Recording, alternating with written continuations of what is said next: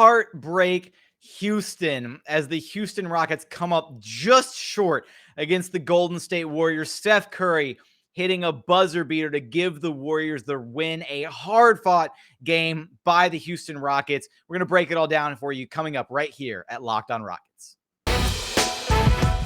It's the Locked On Podcast Network, your team every day. This is Mission Control, Houston. Ignition sequence start. With the second pick in the 2021 NBA Draft, the Houston Rockets select Jalen Green. T-minus 15 seconds. Guidance is internal. I'm going to keep working. I'm going to keep getting better every day. I'm going to keep perfecting my craft. And every time I step on that floor, I'm coming. 6, 5, 4, 3, 2, 1.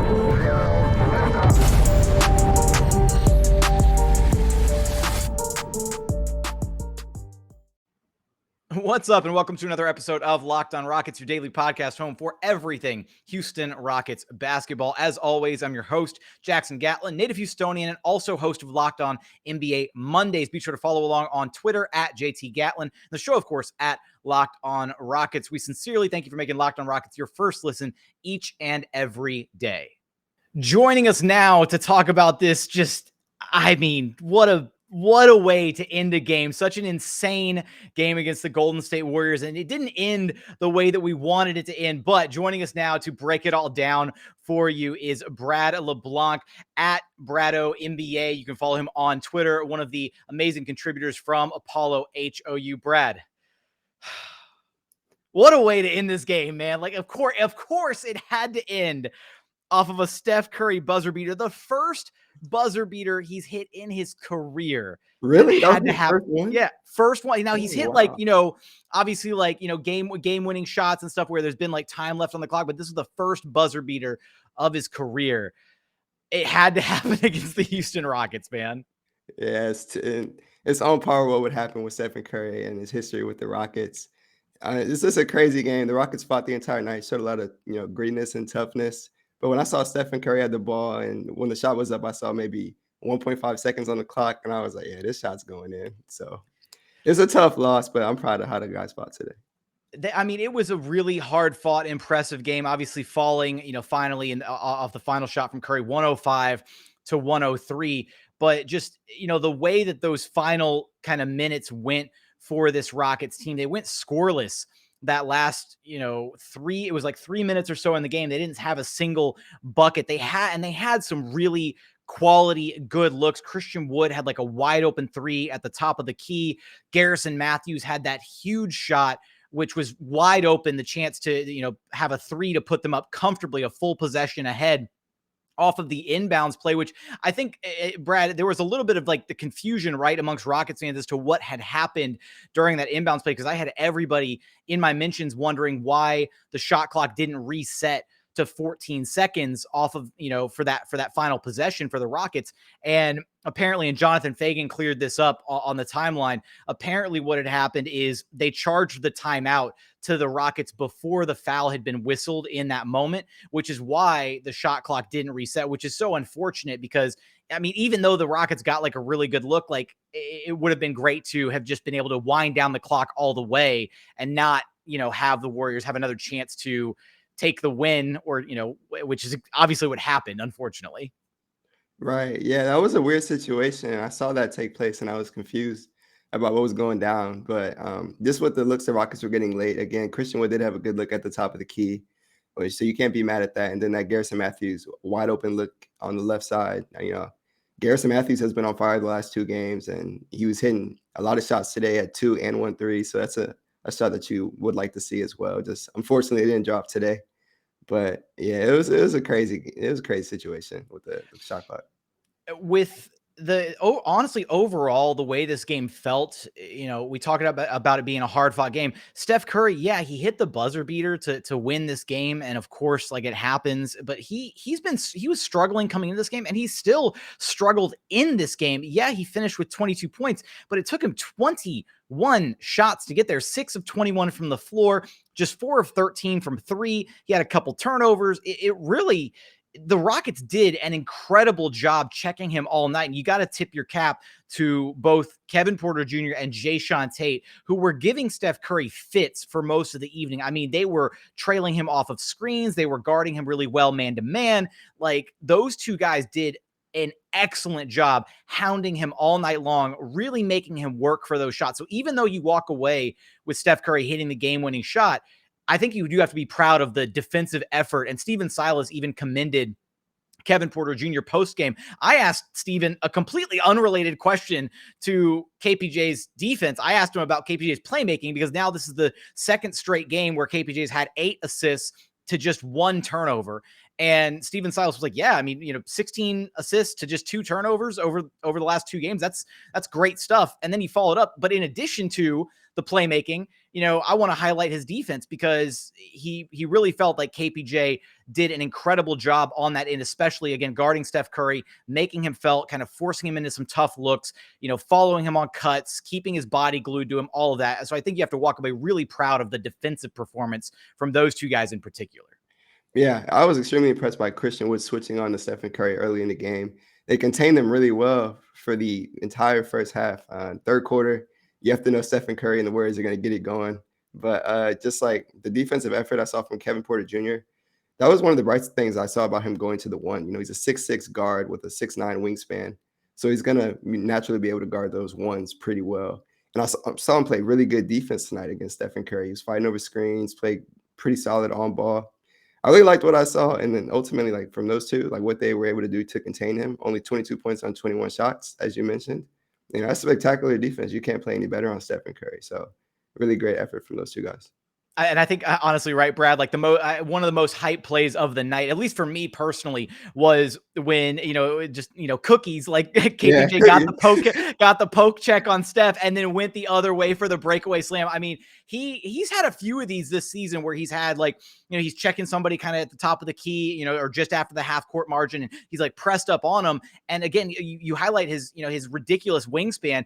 He's able to kind of get his hands in there and, kind of deflect the ball a little bit. We've kind of seen him play some passing lanes here and there this season. He might, maybe KPJ gambles a little bit more often than you'd like to see, but at the same time, he's got that wingspan, so he can kind of disrupt the plays of some of these smaller players. So in that moment, checking, Steph Curry, getting that little tip and then going the other way with it, like, that was a pretty hype moment from this game. Yeah, it was a pretty hype moment from this game. And he had 4 steals in the night, I want to say. Had a lot of deflections that weren't steals. He was just showing great effort on both sides of the ball. I really liked what I saw from him. His demeanor on the court in these last 5 games, ever since he, deactivated social media, he's really been killing it. And I've been loving what I've been seeing from him, ultimately. I even tweeted out a stat today. I think he had, 17.8 points per game in the last 5, 6.6 assists. As you said, he's keeping the turnovers down, only 2.6 per game. And defensively, he's averaging 1.6 steals a game in the last 5. So he needs to stay off of social media, is what I'm saying. Right. I mean, and not only that, like, I do want to also highlight, Christian Wood's play in this game, because honestly, he had a really solid, like, just down the entire lineup. Like, it felt like a lot of the Rockets had some really solid games. Unfortunately, there were a few Rockets that didn't have good games. Namely, again, we're going to have to talk about Jalen Green and the struggles that he had in this one. We're going to get there in just a moment after a quick message from our friends over at TrueBill. Look, do you know why free trials renew without your consent? It's a business scam out to get you. Don't let greedy corporations pocket your hard-earned money. Download TrueBill to finally take control of your subscriptions. TrueBill is a new app that helps you identify and stop paying for subscriptions that you don't need, want, or simply forgot about. Look, I'll admit it. It's happened to me before. It's happened to everybody. On average, people save up to $720 per year with TrueBill. Because companies make subscriptions so hard to cancel, TrueBill makes it incredibly simple. Just link your accounts and TrueBill will cancel your unwanted subscriptions in one tap, one click, one button press. It is that easy. Don't fall for any more subscription scams. Start canceling today at TrueBill.com/LockedOnNBA. Go right now. That's TrueBill.com/LockedOnNBA. It could save you thousands a year. That's TrueBill.com/LockedOnNBA. And another message from our friends over at Built Bar, because it's the new year. So that means New Year's resolutions. If yours is about getting fit or eating healthier, make sure you include Built Bar in your New Year's plan. Built Bar is a protein bar that tastes like a candy bar, maybe honestly even better than a candy bar. Rich, decadent, covered in chocolate. So many amazing flavors to choose from. Strawberry, mint brownie, peanut butter, cookies and cream. My personal favorite, coconut brownie chunk. You can't go wrong with a single flavor on their menu. Low cal, low sugar, high fiber, high protein. These bars are incredible. They're the best protein bars you will ever try. And you can check them out. Just go to built.com and use promo code LOCK15 to get 15% off your very next order. Again, that's promo code LOCK15 for 15% off at built.com. And continuing on here at Locked On Rockets, your daily podcast home for everything Houston Rockets basketball. As always, thank you so much for making Locked On Rockets your first listen each and every day. As a heads up, the NBA trade deadline is Thursday, February 10th at 3 p.m. Eastern time, and Locked On NBA will be covering it live from 2 p.m. to 4 p.m. Join Kim Becker, John Corrales, Locked On Fantasy Basketball host Josh Lloyd, and NBA veteran Antonio Daniels, and get analysis of every NBA blockbuster move. Subscribe to Locked On NBA YouTube and turn on your notifications so you know when they go live. And hey, if the Rockets do something at the deadline, you know I'm going to be there to talk about it. So definitely be sure to check out the NBA trade deadline show. We did it last year. I was one of the hosts for it. It's always a ton of fun. It's great to just kind of be in the audience, kind of vibing with other NBA fans. And, you know, you got the Woj and the Shams notifications on. It's really cool. So be sure to check that out. Continuing on here with Brad LeBlanc, breaking down this Rockets-Warriors game. Now, I do want to talk about Christian Wood here for a moment, Brad, because you highlighted his defense in segment one, which I do think has been kind of something that stood out to me over these last handful of games. Is it feels like Christian Wood and his like switching defense especially has been better as of late, like more engaged, using at times his length a little bit better, being more aware of kind of keeping his distance on some of the smaller players and forcing them to, you know, using his length, I guess, to make them shoot over the top and kind of prevent those easy drives on him. So I think as a switch defender, he's kind of grown in that regard. But in this game, I mean, he finished with, 19 points, 15 boards. He had 4 assists, 2 steals, 2 blocks. I mean, it was a monster night, honestly, for Christian Wood. And that was one of my goals kind of coming into this game for the Rockets, is for them to have success against this Golden State Warriors team. You need a Christian Wood that's dialed in and effective offensively, because then I feel like Christian Wood's one of those guys where when he's locked in offensively and he feels like, he's getting the touches he deserves and, getting those opportunities, he's more locked in defensively. And I think we did see that tonight from him. Yeah, we definitely saw that from him tonight. And you can look at that last Rockets-Warriors game that was out in Oakland. Christian Wood took 1 shot in the first half. He was completely checked out of that game. So it's a complete difference tonight when they're getting him going from the jump. I think the first play of the game, he came out and hit a 3. So Christian Wood, he was getting everything he wanted today. And another thing that I noticed, when the Rockets against the Jazz, they made it a priority to attack Rudy Gobert and get straight to the paint. I think they did the same thing today because the Warriors didn't have a prominent big down there. So they were getting to Christian Wood early, getting him in the paint. In that first quarter, I think he came out with like 12 points, I want to say. So Christian Wood, he was getting what he wanted early on, which is important to get him going and get him active on the defensive end, because he is one of those guys. And for switching wise, Christian Wood, and just looking at his frame, he never was going to be a good guy guarding bigs in the paint, but he's skinny, he's long, so he can hold his own at least a little better against some guards on the switch. But he's doing a lot better recently, I will say, than at the beginning of the season in that regard.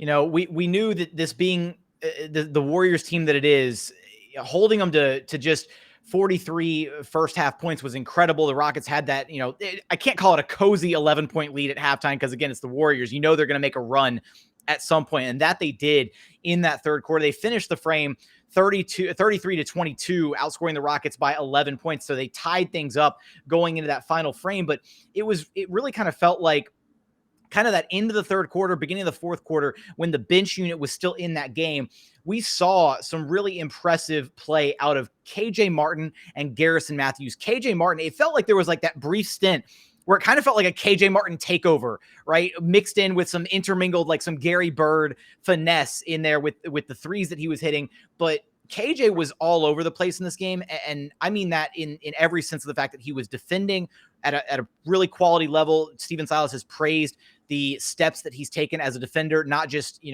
obviously his help defense has been great. He's got the crazy like shot blocking highlight reel, but he's really stepped up as a man-to-man defender. But in this one, he finished with 14 points, 4 rebounds, 3 assists, 2 steals, shot 6 of 9 from the floor. Nice. And I really felt like, especially with that bench unit, and this has been kind of like a common theme that I've noticed, Brad, that bench unit moves the ball so well. Like they really embody and encompass that that full blown like drive and kick, swing the ball side to side, like philosophy that Steven Silas has for this Rockets offense. And when you see a guy like KJ Martin even getting into like the drive and kick and like creating for others those opportunities, it's just really great to see the offense kind of humming from that second unit. Yeah, and I think that second unit moving so much is really based on Sengun, because when you have a guy like that who's just able to facilitate on any spot of the court, you need guys running and cutting at all times. And that's why you see KJ Martin and Sengun have an excellent connection on the court. If you're going to look at the end of the year highlight reel, you're going to see a million plays from Sengun and KJ Martin. And it's for a reason, because KJ is active off the ball and Sengun's going to be able to find him. And as for today, KJ Martin really impressed me in that fourth quarter. I'm really impressed by his passing ability. Sometimes when he drives to the paint, he's able to kick it out. In this game, he drove. It's not pretty. Like we're gonna be very it's upfront not about pretty. it. They're not pretty drives. Like I'm talking, like KJ Martin has like the 2K like dribble one package, like whatever. Like he is not pulling out any. Like KJ Martin's got the dribble one package. Eric Gordon has the dribble two package. Like there are not. I mean, KPJ's got a nice handle, sure, but like there are some very like just I'm gonna just say like very generic dribblers on this Rockets team. Yeah, unfortunately, he's running in a straight line with a slight curve, and then sometimes he's able to kick it out. And in this instance, he found Josh Christopher for a wide open three, and that tied up the game. And then outside of that, he was getting offensive rebounds for dunks. He's getting found off of cuts again from Sengun, had a nice slam that led to a timeout. So I'm loving the effort from KJ Martin. He played so well that Silas left him in the game and benched Jae'Sean Tate. So it's encouraging to see that, KJ Martin can come in and play 26 minutes tonight and play amazing. As you highlighted his stats, he couldn't have played a better game in my opinion. Yeah, I mean, Josh Christopher, talking about the three off the KJ Martin pass, Josh Christopher had a couple really timely threes in the fourth quarter. And I think that it's just one of those like positive signs for him, even though he overall had kind of a quieter night, didn't, nothing really jumps off the page about it. And he didn't really have like any of those kind of like insane like defensive highlights that we've kind of become so accustomed to seeing from him. But it really kind of echoes back to what Steven Silas said about Josh Christopher being just a solid player, right? He knows what his role is on the floor.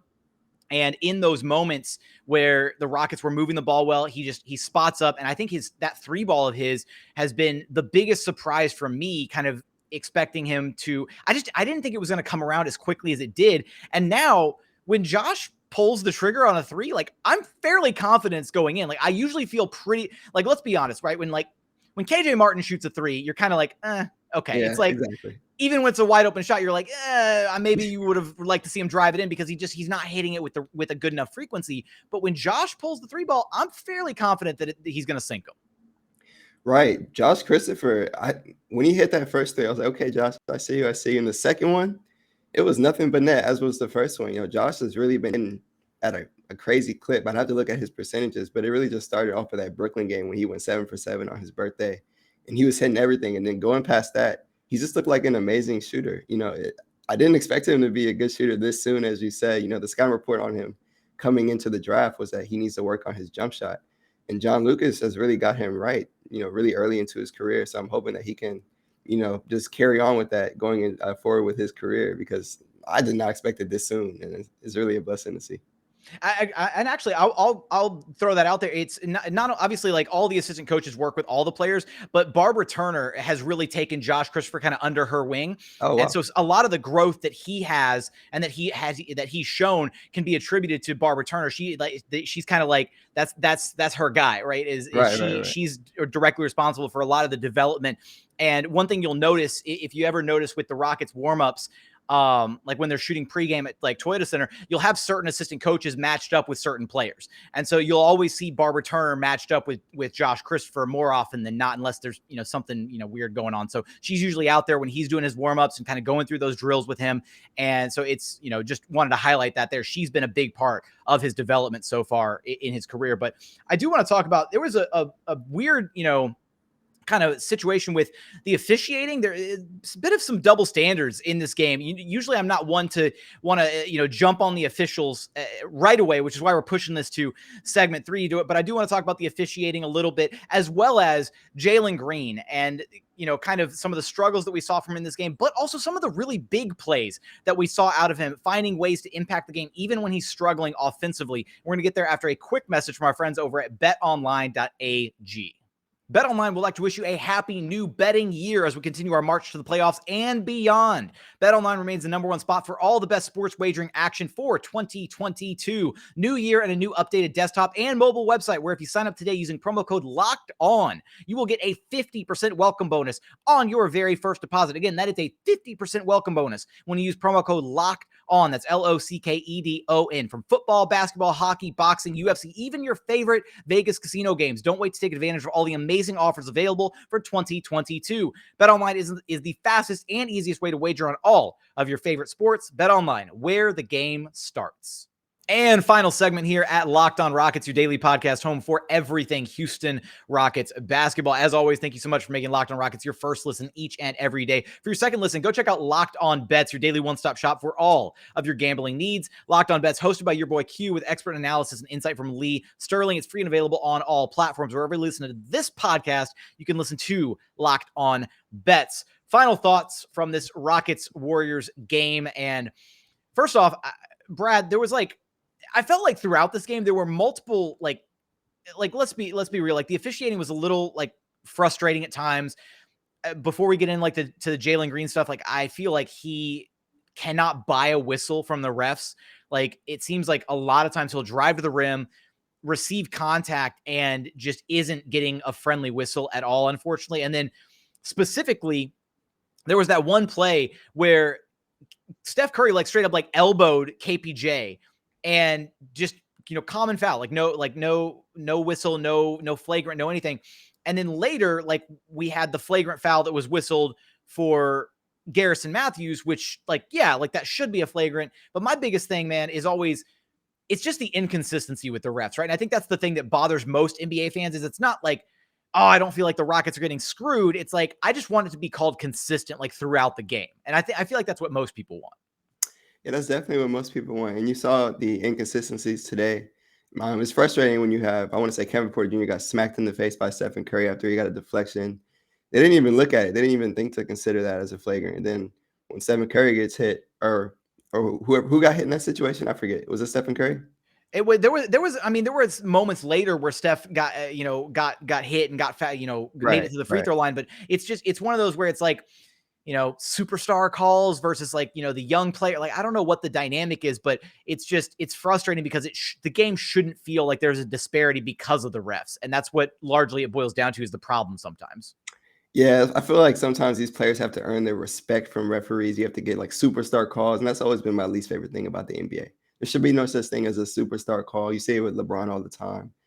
Just call it fair both ways. Doesn't matter who the player is. If it's a flagrant, it's a flagrant. There's point blank period. But we see those inconsistencies today. It was frustrating. We saw Jalen driving to the rim. He wasn't getting any calls. And we saw that in Jalen's first 5 career games. He wasn't getting any whistles. He didn't get a free throw until his 5th game, I think, against the Jazz. But tonight, I will say I'm happy that he was driving to the paint so consistently. That's his game. Get to the paint, draw fouls. He had been drawing fouls at a good rate previously, in recent games. But tonight, it just wasn't happening. The 0 for 11 game, it's rough to look at. But I will say I'm happy that he's consistently driving to the paint. And I think that's where he's going to get his bread and butter from. The three-point shot needs to fall, of course. But I'm happy he's taking it to the paint very strongly. And I think with Jalen, too, it's, you look at that 0-11 game, right? And you're kind of it's not pretty to look at. We're going to be upfront about it. Right. But it's still another growing opportunity for him. And I don't think, I think the worst thing that can happen to this is you overreact, right? And frankly, I love what Stephen Silas did in his decision to put Jalen back out there despite his struggles in this one, right? He already went through being benched at the end of the Jazz game. And when I asked Stephen Silas about that pregame before this one, about that being the second time that Jalen wasn't on the floor in with a close game, the first of which being earlier this season against the Denver Nuggets, the Rockets wound up actually losing that game. Steven went into a really detailed answer. I mean, he talked for about a minute and a half, after I finished my question, and he basically highlighted the fact that, look, it's no big deal. It's a delicate situation. Jalen understands, right? And Jalen wants to win as bad as anybody else on this roster. And if, there's somebody else that's, giving the team a better chance to win at the end of a close game, and if Jalen just doesn't have it that night, then, he's not going to get any hurt feelings if Stephen Silas puts in another guy. These are all competitors. They all want to win. And so hearing that from Stephen Silas, knowing that he and Jalen are on the same page, that he's had conversations with him after the fact about making that decision, I think it kind of shows that in this game, right, he went back to him. He said, look, I know you've struggled, but he gave him that opportunity to potentially, right, to hit a big shot or to make a big play. And he did make 2 big plays, right? So we saw it against the Utah Jazz. We saw the offensive rebound late, helping to seal the game. But then against the Warriors, we saw him get 2 offensive rebounds late. The first of which he drove it back in, and then got the kind of shovel pass off to Christian Wood, and Christian Wood finished at the rim. That actually wound up being the Rockets' last successful bucket, unfortunately, before they went scoreless down the stretch of this game. And then we also saw him get another successful offensive rebound down the stretch. And so finding those ways for him to impact the game, I think it's those moments that are going to be huge for him to be able to learn and grow. And Stephen Silas even said that tonight, talking about, the way that, Green was impacting the game at the end. He had the offensive board, and then it was like a possession or 2 later, right? He had that really good contest on Steph Curry. I don't know if they ruled it a block or if it was just like a really good contest on the shot. But Stephen Silas said those are moments that he can focus on. Those are the moments that he needs to grow. And so I think Stephen Silas kind of made that concerted decision to just, you know what? I already benched Jalen once. I know he doesn't have it going tonight, but I'm going to give him a shot to do something here at the end of this game. Yeah, I was happy to see that from Stephen Silas. I wasn't upset about it last game because Garrison Matthews played 19 straight minutes to close against the Utah Jazz just because he was on fire. And that ultimately came at Jalen Green not seeing any fourth quarter minutes or time in the clutch. But as for today, him throwing out his young guy to get that experience, that's really good on Stephen Silas because, Jalen Green did come in. He had probably the worst game of his career so far, and he was able to impact it in little ways. I do want to say that was a block shot. I don't know if they ruled it one, but it was a great contest nonetheless. It's a great defensive possession there. And then his ability to get offensive rebounds and sky high, that last one in the last 20 seconds, that man gets up and he got that offensive rebound, it came to the stoppage. That's a really big play. And then him missing the corner 3 and then getting the rebound, dishing off to Christian Wood for the bucket. Another impressive play. But I think Jalen Green being in the game in these clutch moments, it'll be great for him to learn. It's all learning experiences. And the Rockets have been really good in the clutch this season. So they're going to have a lot of opportunities to have these clutch moments because they're playing better basketball now. So I can see a lot of these games starting to be a lot closer. I think Jalen Green is going to become more comfortable, and we'll see moments like him against the Lakers earlier in the season where he hit that step back over Anthony Davis. Because I know Jalen Green, I feel like he's a clutch player at the end of the day, and I think we're going to see some moments like that Lakers game towards the end of the season. We've seen more than enough flashes from Jalen so far I think that if you're listening to this podcast, if you're watching it on YouTube, whatever, look, I need you to back away from the panic button, right? I feel like Rockets fans get so antsy and, you get a couple bad games and suddenly everybody's ready to jump ship off the number 2 overall pick. No, this kid is so talented and he's going to get it figured out. It's okay that he's going to have a couple rough games, right? Because he's going to be able to go back and look at these games and figure out what's slowing him down. Why are the shots not falling, right? This one's rough because he was 0 of 5 from 3. He didn't hit anything inside the arc. It's really tough all around game, but it's not like we haven't seen games like this from Jalen before where he has the 3 ball going, but he can't get any luck inside, or the inverse where he's able to feast at the rim, but can't get the 3 ball to fall. And then we've also seen the handful of games where he's got it all going, right? The 3 is falling. He's getting to the rim. He's slicing and dicing through the defense. He's getting in transition. And so we've seen more than enough flashes out of him that you shouldn't be hitting the panic button. You shouldn't be worried about him. It's a bad game. He's going to adjust and he's going to recover. And it'll be a learning opportunity for him and for Stephen Silas to sit down, look at film, and figure out where he can grow and improve. But something that I did want to highlight here, Brad, before we close things out, just kind of a couple, random kind of thoughts about this game to throw in here at the end.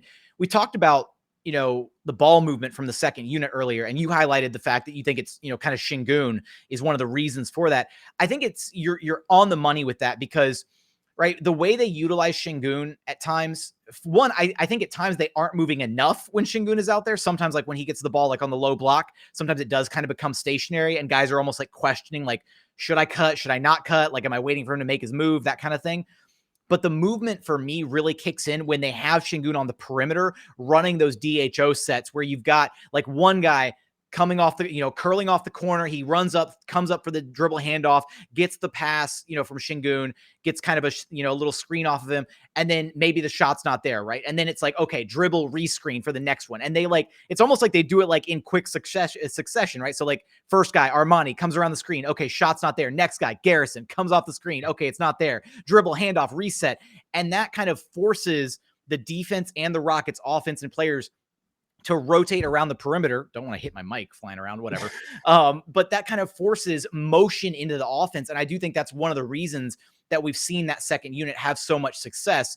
And the second point that I want to throw into that, and this is something that Steven Silas kind of highlighted when talking about KPJ's assists and, how the last 2 games, the 16 assists, only 2 turnovers, the rotations are finally consistent. And I think that's something that is so huge because there was so much inconsistency with the rotations for the first part of the season. We're finally starting to see guys becoming comfortable with each other. They kind of understand the rotation patterns. Things are feeling really consistent in that regard. And that's kind of helping guys know, like, okay, I'm on the floor with these guys right now. I know exactly where they want the ball. I know where they're going to be. I'm on the floor with Jae'Sean or KJ. I know they're going to be cutting or looking to go in for an offensive board, things like that, right? Exactly. And then as for Steven Silas and having consistent rotations, that really goes back to last season. He wasn't able to get a consistent rotation the whole season. And so now that he's able to get one now, it's really key for him and for the rest of the guys on the roster that they get that cohesion together. And they've been looking a lot better, especially with Sengun being at the top of the perimeter, everybody knowing their spots, knowing where to find people. And that was a great point you brought up.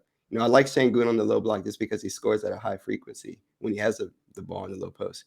But when he's at the top of the key, when you mentioned it, I was like, yeah, he really does not score, but he really does find open people more times than not when he's at the top of the key. And that's why people like to draw comparisons to, not comparisons, but they see flashes of Jokic in Sengun's game because he's so efficient at the top of the key and even in the post, just finding players. So I think you put up a great point with that. I just hope these guys are able to stay consistent. They're able to, oh, I tripped up there. Can we cut that?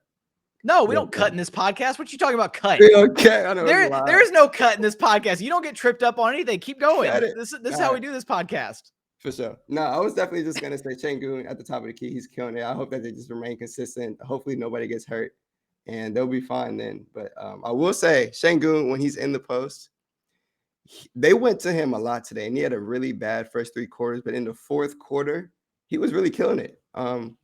He had that turnaround jumper that was beautiful. There were some times where he had he had tried to hit a post hook and he missed it. But I think more times than not, I'm happy that Silas kept going to him. It's about that consistency with him. They need to run the offense through him, as Ryan Hollins always says on the broadcast. Just run the offense through him because he's going to do really well. So they need to keep doing that.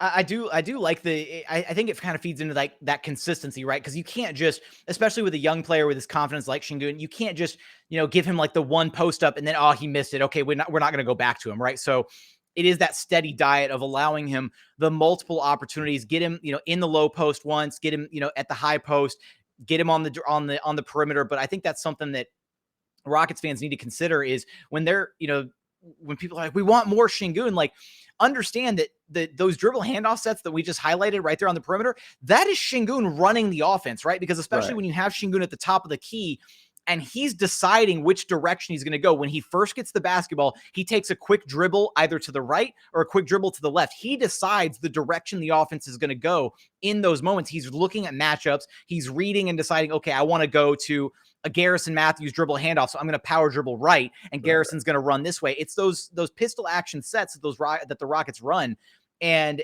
it's great to see that he has that confidence from the coaching staff and that they trust him as a 19-year-old to basically run the offense when he's in there for the second unit. Yeah, and they just need to keep running the offense through him because he's really excelling at that. He did it in Turkey. He's going to continue to do it in the NBA. That's just the kind of player that Sengun is. I always knew he was going to be special. I had him 10th on my big board, and I was so happy when they grabbed him. And he's looked amazing, and they just need to keep running it through him consistently. I think they can run it through him more. There were some times where even if he had a bad play, Ryan Hollins was like, just go back to him. Keep going back to him. And that's what they need to do, especially tonight against the Warriors team that did not have a big that could guard him. So they need to exploit those mismatches going forward. I'm not usually a big fan of motivational victories or moral victories, but I think that if you look at this Rockets team and kind of where they were at the start of the season to where they are now, they wouldn't have been able to keep this game close to start the season. They would have, the Warriors would have come out and had that, roaring strong, third quarter, and the Rockets probably would have folded and just, maybe started hanging their heads a little bit, or the mistakes would have started to compound, the turnovers would have racked up, all of that.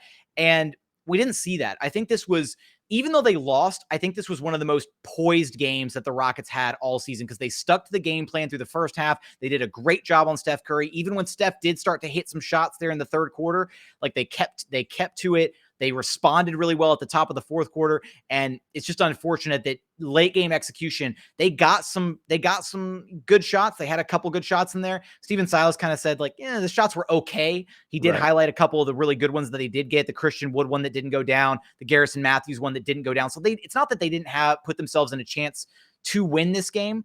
But I think you just have to be really proud of the fight that they put up, and that this could be, this can still be something to build on, even though it's a loss.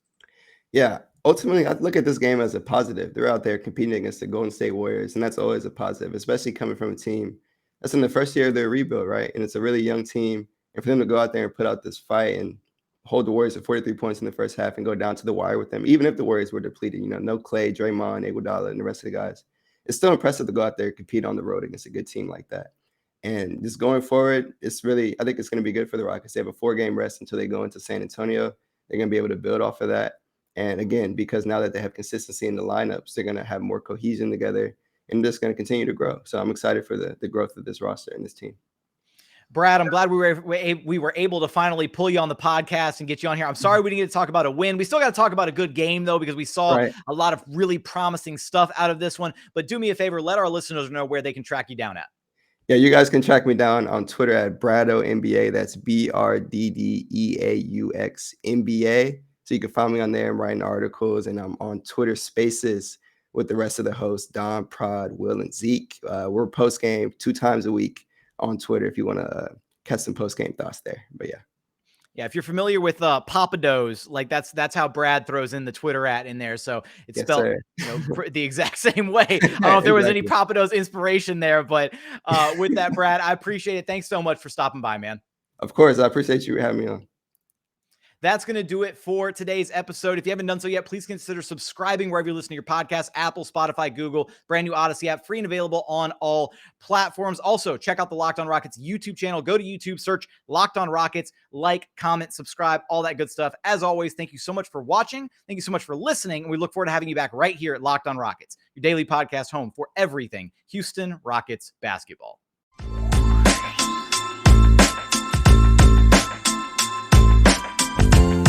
Thank you.